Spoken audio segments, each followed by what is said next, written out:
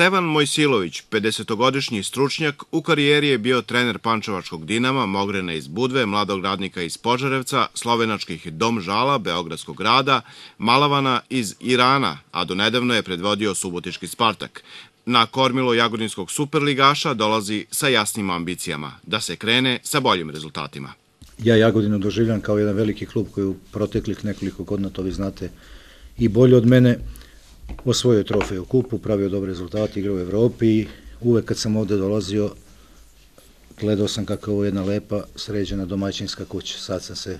za ovih, evo, jedan dan nepuni u to i uverio i s obzirom na to da sam, eto, od kad sam se vratio na srpski fudbal i imao ovakvo iskustvo da sam prošle godine pomogao radeći u Spartaku da ostane u ligi, da sam u sezoni pre 2 godine pomogao Radu da ostanu u ligi, ja to verujem da ću, uveren sam da ću u saradnju sa svim ljudima u klubu, sa stručnim štabom, sa igračima, koji sigurno sam da mogu bolje, da imaju veći kvalitet nego što to trenutno tabela pokazuje, da ovih 14 narednih utakmica, 7 pa plus onih 7 novog iskustva kad se podeli bodovi, uveren sam da